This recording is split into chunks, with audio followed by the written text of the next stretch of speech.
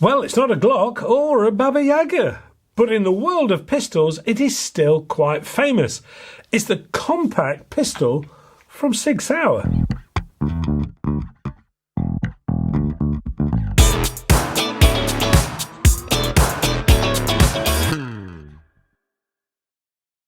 Hello and welcome to AAR on Air. This week it's the Sig Sauer P229 pistol, which is the compact version of the P226, the choice of the USA Navy SEALs, and this CO2 version is in pellet form and has blowback too.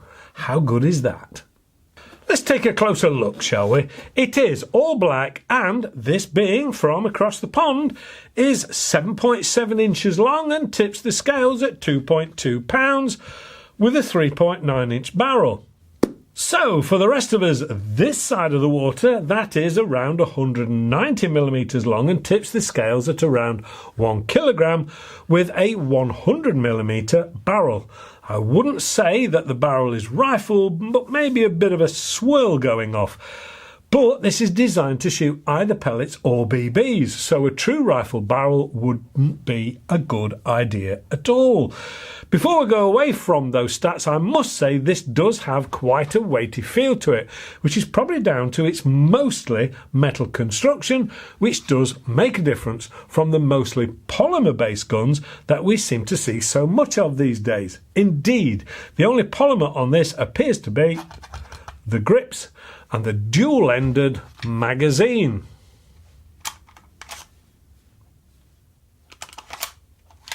Up front there is a left-handed thread to fit a silencer, moderator, suppressor. It is quite difficult to find a true silencer in left-handed thread though, rather than the usual look-alike silencers that do nothing to keep the sound down. But you do at least have the option. The front sight is an open white dot sight which matches up with the twin dot rear non-adjustable sight. There is a Weaver type rail on the underside though, should you wish to add a laser to aid sighting. The top slide is all metal and a blowback design for the theatrical feel, which is, well, it's always great fun. The safety is on the left hand side and is a flip up for fire, revealing a red dot, and push down to put into safe. Below this is the mag release button, and this will pop the twin-ended stick magazine out of the grip. This is quite a standard style magazine which has two circular wheel type magazines on the end which will accept either pellets or BBs, whichever is your preference. They are simplicity to load, and once loaded simply push back into the base of the grip. When the first 8 rounds are gone, remove,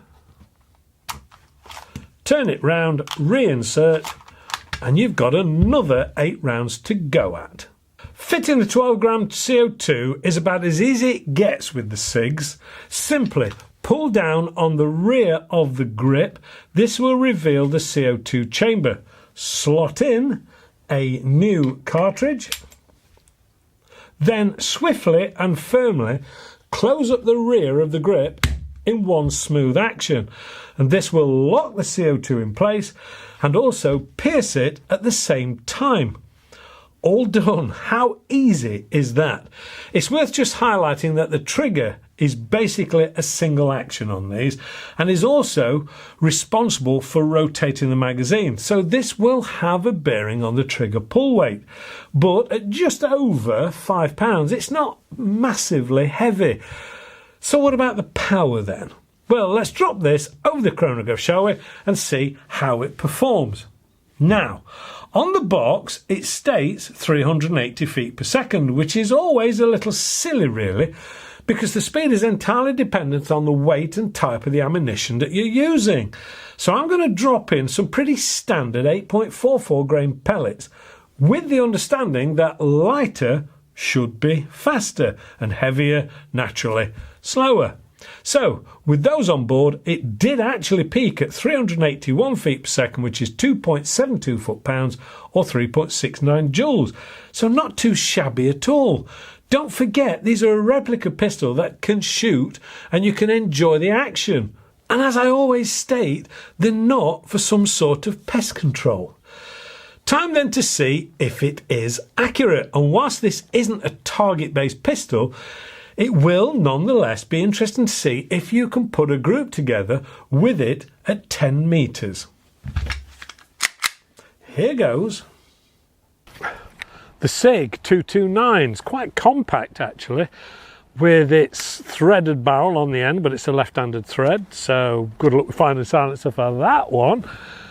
They are out there, but I must admit I haven't got one lying around. It's got a very good, quick fill CO2 system on it. It's been around for a while with the Sigs, and it's a really good one. I don't know why other people haven't thought of the same. Maybe they've got the copyrights on it, I don't know.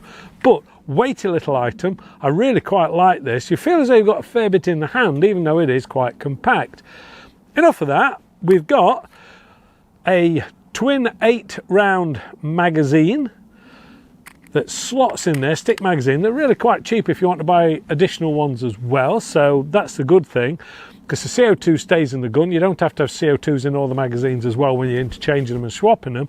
You just change out the stick magazine and you've got two ends to go at. So there you go.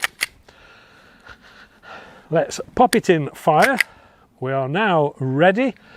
And let's give it a go. It's the first time I'll have shot this one, to be honest. I'm going to try and do a little bit of target work, but it's not really aimed at that. But let's give it a go anyway, shall we? Take the specs off. Mind you, I've got no chance of seeing anything, so.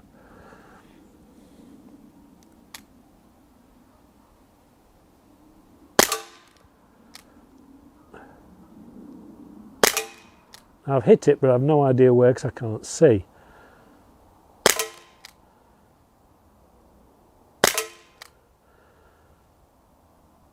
Got a fair bit of bounce on it, which is because I'm resting, I know.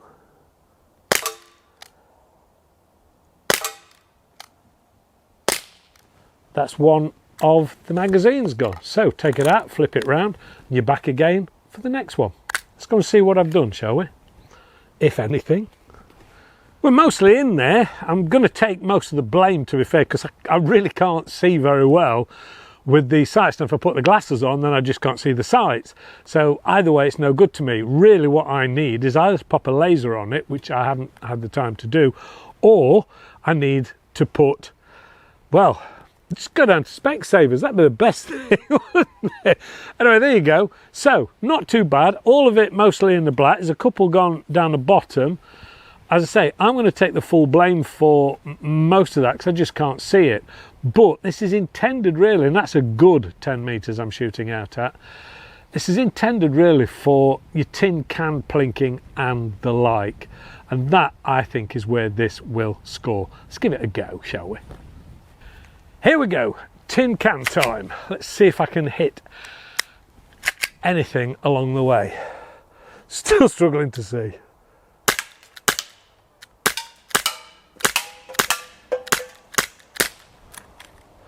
Spin that one round. Let's have another go. There we go.